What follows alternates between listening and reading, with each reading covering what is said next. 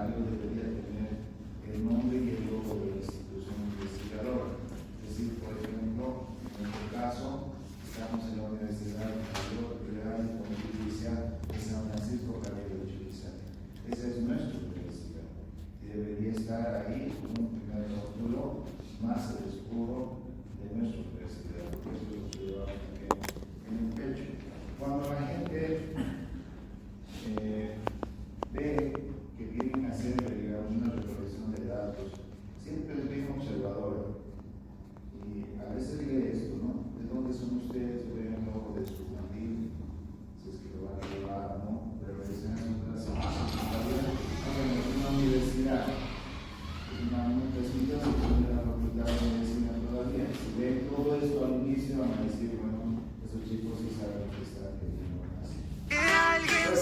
Vamos a trabajar una introducción. En la introducción tiene que ir una especie de título, ¿no? Cuestionario, puede ser el nombre o el título de su trabajo de investigación por las variables más importantes. Acá sería el cuestionario sobre la detección precoz y hipertensión arterial. Ese sería el título de la introducción. ¿Qué más viene en la introducción? Un subtítulo en el cual nosotros tenemos que explicar quiénes somos, qué es lo que vamos a hacer, cómo vamos a cuidar la parte ética también, ¿sí? Y qué es lo que esperamos de la otra persona. Entonces, eso en algunas líneas tenemos que retratarlas bastante bien. Y esto a veces es lo que estamos omitiendo en estos documentos, explicarles, igual que o semejante a los exámenes, ponerles las instrucciones, ¿verdad? Esto consiste, digamos, una serie de datos que ustedes van a tener que revisar muy bien y luego comenzar a trabajar dando o realizando cálculos y teniendo los resultados. O subraye, o marque, no sé, esas son las instrucciones. Entonces, de la misma manera, acá nos presentamos, dice, ¿no? Somos universitarios de la Facultad de Medicina y solicitamos su apoyo para poder realizar un trabajo de investigación sobre la presión arterial. Para lo cual, le pedimos nos pueda responder de manera honesta algunas preguntas y permitirnos realizar la toma de la presión arterial. Aquí se están pidiendo dos cosas, ¿no? Que responda a las preguntas y que al mismo tiempo también podamos hacerle la toma de su presión arterial. Hay que explicarle cómo lo vamos a hacer, en qué posición debería estar, muchas otras cosas más, ¿no? Este trabajo, dice, nos permitirá detectar de manera anticipada algún problema con su presión arterial. Entonces, de esta forma estamos cuidando varios aspectos que nosotros siempre debemos considerar, porque es el consentimiento informado también, ¿no es verdad? No es que yo voy a entrar a su casa y voy a empezar a hacerle preguntas. Cualquiera de ustedes va a decir, ¿qué les pasa? Creo que primero se saluda, se pide permiso, etc. Entonces hay que tener mucho cuidado porque actualmente ya las personas son más susceptibles, no quieren que ingresen, lo hacen en la calle, están ahí, inclusive teniendo mucho cuidado de que no sea un tipo de fraude o engaño, ¿verdad? Entonces se comienzan a escuchar, pero les queda algo más. Entonces nosotros tenemos que ser muy concretos y realmente muy buenos, digamos, en poder gestionar que nos pueda brindar su información. Bien, luego, ¿qué viene? Datos de clasificación. Los datos generales a los cuales quizás en el primer objetivo los estamos denominando como variables sociodemográficas. Entonces, estas variables sociodemográficas tienen que tener mucho cuidado porque el Instituto Nacional de Estadística tiene más de 50 variables sociodemográficas. Nosotros solo necesitamos algunas, donde realmente identifiquemos algunas características, por ejemplo, la edad, el sexo, si vamos a ser mujer, procedencia, estado civil, soltero, casado y sus derechos sociales, ¿no? Podríamos poner nivel socioeconómico, no sé, algunas cosas que podríamos ir a rescatar. Ayer que estábamos en un taller donde se nos ha presentado la encuesta de demografía y salud también, están viendo complicadas las cosas con el tema de cómo uno ya manifiesta, ¿no?, qué sexo pertenece. Entonces acá ya no solamente son mujeres, es como discriminatorio, ya, entonces tenemos que posibilidad de que sí te van a responder de otra forma. Y les comento que sí, ya ha sucedido. Tenemos ya un colega que ha hecho un trabajo de investigación sobre la aplicación de sus asignaturas sobre las competencias, y cuando me mostró toda la base de datos, yo pensé que todavía era un error, pero le consulté, le dije, ¿cómo es esto? Me dicen que es hombre, me dicen que es mujer, pero también me dicen que tienen definido otra característica. Es decir, resultados. Que lo puedo arreglar y clasificarlo de otra manera. Entonces ya están comenzando a manifestar esto que es totalmente hecho, ¿verdad? Y tener la obligación de poder hacer el mejor recurso posible. Pero sí nos va a ocasionar algunas dificultades que tenemos que ir dándole la forma necesaria, ¿no? Cuando sobre todo esta variable de sexo nos vaya a dar, digamos, esas posibilidades también. Entonces, los datos generales o datos de clasificación se los coloca al principio. En algunos videos de YouTube y otra literatura te dicen que debes colocarlos al final. No lo encuentro, sinceramente, ¿no? Porque a mí me gustaría enterarme primero, ¿no? De algo más general, quizás de dónde viene, bueno, de qué sexualidad tiene, de qué curso o qué nivel está, digamos, en la escuela o en la universidad, no sé, datos que me van a orientar. Entonces yo les sugiero que lo pongamos acá adelante, ¿no? Luego viene en sí el cuestionario, las preguntas, los datos específicos, que acá ya prácticamente nosotros estaríamos desarrollando lo que son los objetivos específicos. Entonces hay algo que nosotros tenemos que tener mucho cuidado, es que realmente toda esta información salga de lo que es la operacionalización de variables.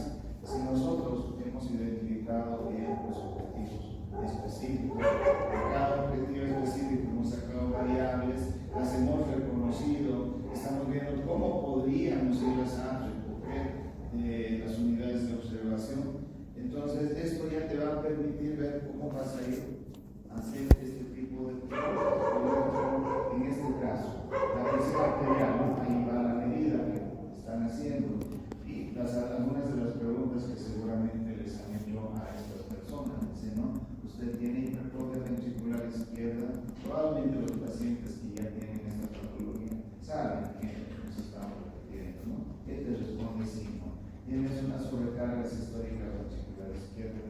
Sí, ¿no? O finalmente podemos agarrar y apoyarnos con el historial clínico, ¿no? Entonces ahí podemos hacer un sinfín de preguntas, desde la parte más general a la más específica, terminando de sacar la información para obtener, digamos, una prevalencia, factores de riesgo, no sé, alguna cosa que nos interese. Y finalmente tenemos lo que son los datos de control, donde el nombre y apellido del encuestador, la fecha y hora que ha realizado el levantamiento de los datos y en qué lugar esto. Esto es bien importante porque hay que ser metódicos, ya. En algún momento el historial clínico tiene todas estas cosas. Inclusive ustedes tienen que identificar, es decir, ¿no? Es el interno quien está buscando las indicaciones médicas o estoy de una manera, digamos, anticipada haciendo algún tipo de anotación sobre el estado de salud de un X paciente, ¿verdad? Entonces, siempre hay que mantener el registro. Ahora, hay algo que no estaba tomando en cuenta acá y que es bien importante, es un código. Pónganle ahí número de código o un número de encuesta. ¿Por qué? Porque vamos a ver enseguida qué posición va a jugar dentro de una base de datos. Esto es muy importante para que nosotros podamos identificar bien todas estas cosas. ¿Sí? Bien, ok. Ahora, ¿todo esto de dónde viene? Viene de la pregunta de investigación. La pregunta de investigación que a veces ha nacido simplemente de la idea, revisión bibliográfica, quizás estructuración del título, y se armó la pregunta. Luego, ¿qué viene? De la pregunta, si la tenemos, se arma el objetivo general y salen los específicos, ¿verdad? Luego, de acá de los objetivos específicos, armamos la operacionalización de variables, que acabo de comentar. Y de la operacionalización de variables viene la creación del instrumento de recolección de los datos, que en este caso es un formulario, pero no es el único, no es el único. Un equipo también puede ser, ¿no? Un instrumento de datos. ¿Sí? Muy bien. ¿Qué vamos a hacer ahora cuando tenemos un instrumento como el que acabo de mostrarles? Tenemos que vaciar estos datos en una planilla Excel de la mejor manera posible. Entonces, luego de vaciar estos datos en una planilla Excel, podemos con esa información trabajar de manera manual o también con un paquete estadístico elaborando tablas y gráficos o también otro tipo de cálculos que son bastante interesantes y luego terminamos comunicando la información. Entonces, esta es la lógica que seguimos ya para ir como que culminando toda nuestra propuesta o protocolo de investigación. ¿Sí? Muy bien. Entonces, esta es una planilla en Excel. Ahora ustedes me dirán, este número es el número que les pedía, ¿no?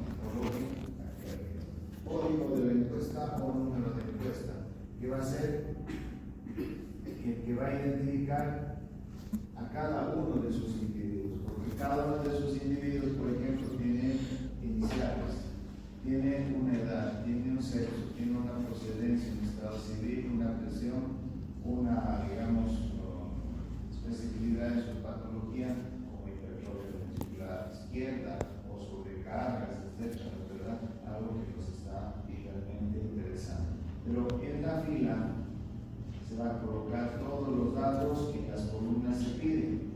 En la columna, por ejemplo, te dice iniciales, bueno, de cada uno de los individuos que hemos podido encuestar, vamos a colocar.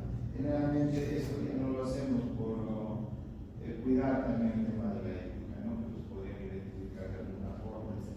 Pero ya en las variables que están en cada una de las columnas, como edad, sexo, procedencia, estado civil, presión arterial, máxima, mínima y otros detalles también patológicos que nos interesan por respuestas a preguntas que hemos hecho, ¿no? Entonces, en este caso, digamos, hemos encuestado 20 personas y cada una de estas personas nos ha dado sus respuestas que nosotros requerimos.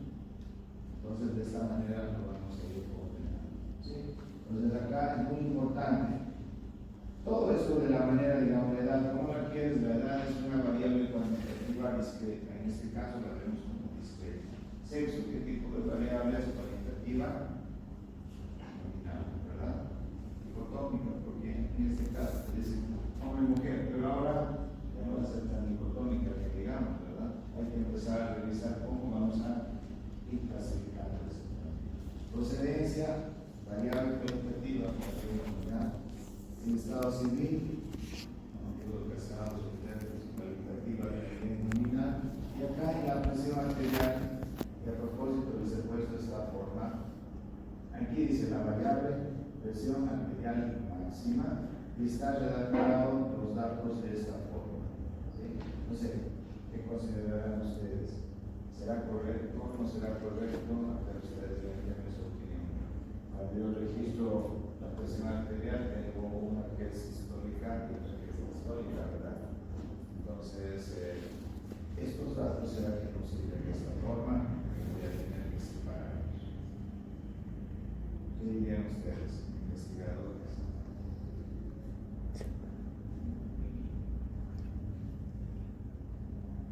Sugerencia sería separar. Una cosa es histórica que tiene un mecanismo propio y la diastólica de la misma forma.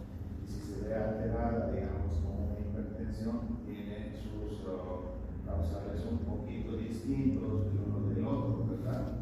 Entonces, esa situación hay que saberlas manejar. Por ejemplo, yo haría otra columna más y cambiaría ese rótulo de presión arterial sistólica, donde me quedo con estas altas, 150, 160, etc. Y presión arterial diastólica, me quedo con las mínimas, 90, 80, 90, etc. Coloco como otra columna. Y quizás me va a servir hacer algún tipo de relaciones cuando también vaya usando con lo que ventricular o lo que es sobrecarga, ¿no? Entonces, eso también te va a ayudar. Pero tengan mucho cuidado de tener una planilla de la mejor manera elaborada, porque cuando ustedes digan voy a trabajar con un paquete estadístico, le va a leer una parte, pero no va a visibilizar eran tantos, digamos, ¿no? Entonces usted se fija en el vencedor de la versión material, que está tomando de otra forma, entendiendo, digamos, como un ejercicio matemático que debería dividir 150 en 90, digamos, ¿no? Eso no es el caso. Entonces tenga mucho cuidado. Algunos otros paquetes estadísticos son un poquito más grasos porque te ponen, ¿no? Tienes un error de tal columna, no le haces caso y te sale una palabrota ahí. Entonces hay que tener cuidado de no molestar también a esos paquetes para que te digan las cosas. Entonces, una manera de vaciar. ¿De dónde ha venido? Del formulario. Ahora, podemos tener también una manera de recolectar directamente en esta planilla. Si nosotros vamos a ir a trabajar con historial clínico en los diseños retrospectivos. Agarro el historial clínico y directamente tengo mi planilla, veo qué variables necesito de acuerdo a lo que es mis objetivos específicos y voy vaciando. Aquí sí puedo trabajar, digamos, con una codificación, no solo con mi número, sino con las iniciales o algún código y yo pueda identificar el historial clínico si es que hay alguna falla. Y a partir de eso voy vaciando directamente la información. Ya no lo hago a través de otro formulario. Sí, ya no lo hago. Entonces acá es muy interesante trabajar de esa forma. Otra manera de recolectar los datos también es tener cuidado de trabajar con equipo, digamos el laboratorio, un gasómetro, por ejemplo, ¿no? Pero tienen que tener cuidado de que esos equipos estén muy bien calibrados, porque una fallita ya estamos perdidos. Hay que tener siempre en mente ya los parámetros, ¿no? De esas medidas biológicas, bioquímicas que están aprendiendo, que vale la pena. Más adelante, cuando estemos en estadística, vamos a estar manejando los valores normales de glucosa, de ácido úrico, de hemoglobina, no sé, varios de estos para poder hacer algunos estudios y hacer el análisis de su información. Entonces, para lo que yo requiero es que ustedes aprendan muy bien esos valores normales para ver si ese grupo clasifica como normal o clasifica como enfermo. ¿Sí? Entonces, esto es lo que hay que tener un poquito de cuidado. Esta es la clave. Ayer les comentaba también en la clase que estábamos dando de que en algún momento me aparecen resultados fabulosos, muy bien elaborados, con unos resultados impresionantes, pero me queda la duda, ¿no? Entonces, ¿qué es lo que yo hago personalmente, no? Cuando veo ese tipo de resultados, pues digo, bueno, ¿cómo lo sacaste? Me podrías mostrar base de datos. Esta es la base de datos que deberían manejar. Si ustedes me llegan a mostrar esto, yo pongo a hacer el ejercicio también, o me lo explican también los investigadores, pues no tengo ninguna duda. Pero no sean como estos compañeros del internado de salud pública que nos muestran una prueba estadística fascinante y nunca me dieron a conocer su base de datos y sigo esperando 3 años aquí. No llega. Entonces, esto para ustedes es, digamos, como que algo que les respalda muchísimo. Si ustedes arman bien esto, pueden manejarlo en cualquier paquete estadístico, desde el Excel, lo manejan en el BIM, el SPS, el PIDAX, no sé, hay muchos de los que pueden ustedes ir trabajando con esta información. ¿Sí? Entonces, esta es la clave para que nosotros podamos tener muy buena información y resguardarla sobre. Y además, cuando se publica, se le ocurre a alguien pedir también, ¿me puedes mostrar tu base de datos? En el doctorado siempre nos piden, por ejemplo, ¿no? Damos tu base de datos y voy a ver si vamos a tener alguna otra información donde podamos ir desarrollando algunas cosas más. ¿Sí? No sé si tienen alguna consulta aquí, porque eso tendría que ir en manejar, digamos, lo que es. Voy a salir y vamos a reformar esto. Cuando dice procedimientos para la recolección de información, puede ser un formulario, puede ser un equipo, puede ser vaciador directo de la información, ¿verdad? Entonces, ¿qué instrumento vas a utilizar? Y acá viene lo más interesante, el método para el control de la calidad de los datos. Esta parte, por ejemplo, si yo tengo algún error, un dato, por ejemplo, en este caso, son variables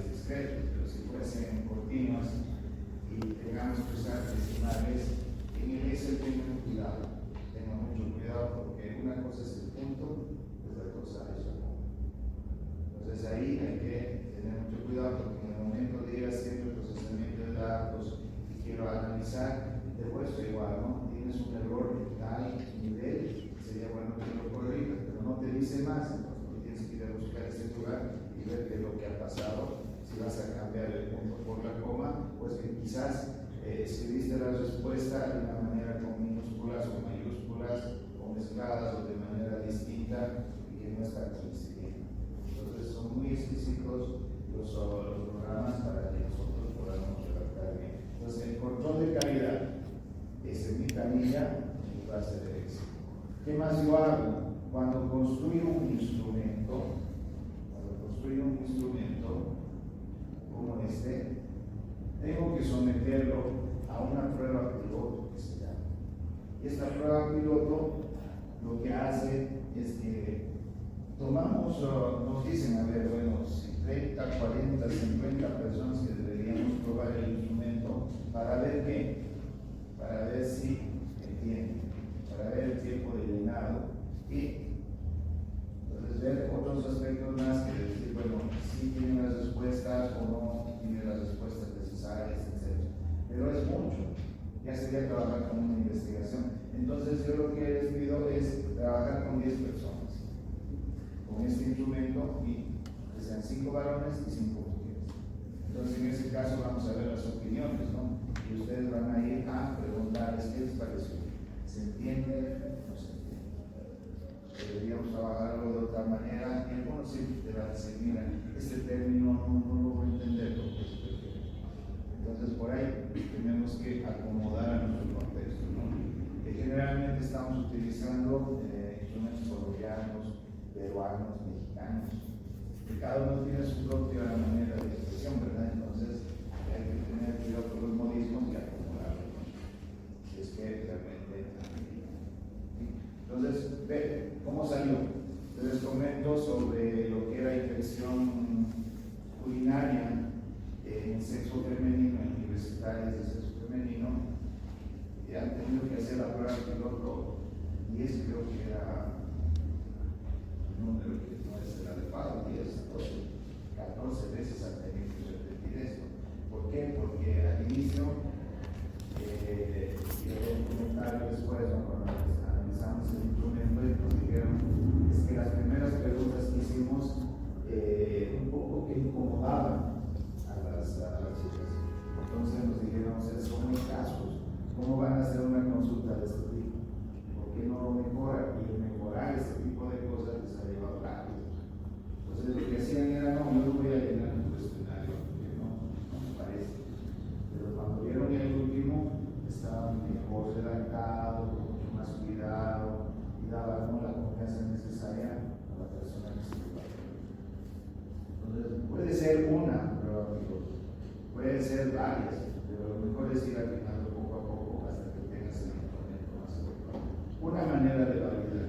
Otra manera de validar es estadísticamente, a través de lo que es un alfa de normas. Pero eso a ver, vamos a ver si lo vamos a poder realizar, aunque sus compañeros el año pasado no lo han tomado tan difícil, sino que veían y le sacaban el puntaje necesario para ver cómo tenía, digamos, la posibilidad de ser aceptado. Entonces tenían altos niveles sus cuestionarios y de esa manera era muy confiable. Se no hacían la prueba piloto. Pero a veces es mejor trabajar con la prueba piloto. Entonces el control de calidad significa que si la persona me dice que debo modificar algo, un término que no está claro, modifique y vuelvan a aplicar hasta que esto vaya realmente de una manera bastante adecuada. ¿Sí? Pero trabajar, por ejemplo, con salud sexual y reproductiva, con anticonceptivos modernos, tiene un componente, digamos, de hablar sobre la parte de la región genital, de mujer. Imagínense si nos vamos al área rural, tener que traducir esto a quechua, o al guaraní, o al ¿no? Es bien complicado, es demasiado complicado porque a veces no te logran. Entonces, inclusive ustedes cuando estén con sus pacientes, dependiendo de la especialidad que tengan, si es quechua, digamos, van a tener que traer uno que conozcan muy bien, o si ustedes ya lo pueden hablar, perfecto, ¿no? Entonces, cuidado. O cuando estén levantando esta información, igual, ¿no? Se las preguntas en quechua y le buscar en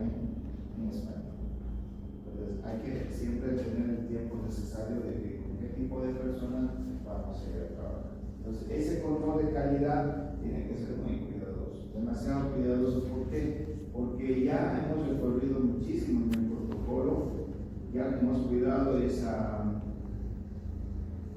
parte interna, ¿no?, que nos interesa metodológicamente, y que vayamos y arruinemos en hacer una pregunta que no es adecuada y recoja un dato que no vale.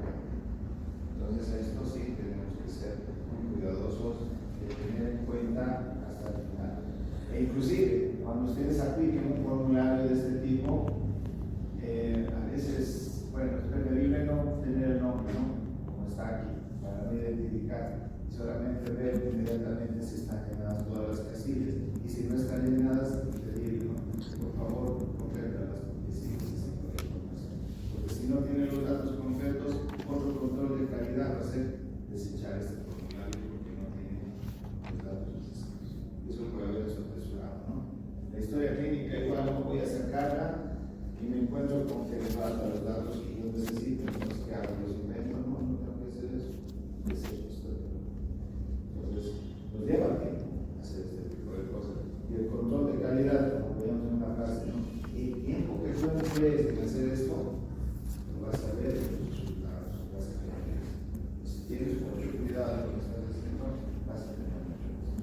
¿Sí? Entonces, todos esos detalles hay que irlos cuidando de una manera, pero bastante precisa sobre todo.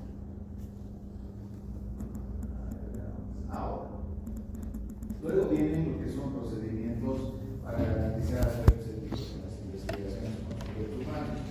En este caso, ¿qué es lo que pasa? Ya hemos visto, ¿verdad?, qué es lo que debemos cuidar. Debemos trabajar con los principios éticos. ¿Y cuáles son esos principios? ¿Ustedes se acuerdan? Autonomía, justicia, beneficencia y no maleficencia, ¿no?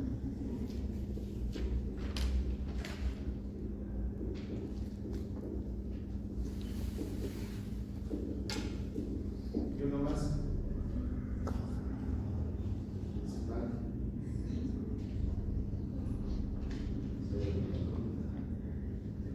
El respeto. El respeto, correcto. El respeto. Se los voy a poner así. Entonces, dentro de lo que son los principios de la ética, de la investigación, en este componente de procedimientos para garantizar aspectos éticos en las investigaciones con sujetos humanos, como que te hace entender que solamente para experimentos, ¿verdad? Pero no es tanto así. Hay que cuidar mucho en los cuestionarios que vamos a hacer, en el manejo de los datos que vamos a tener.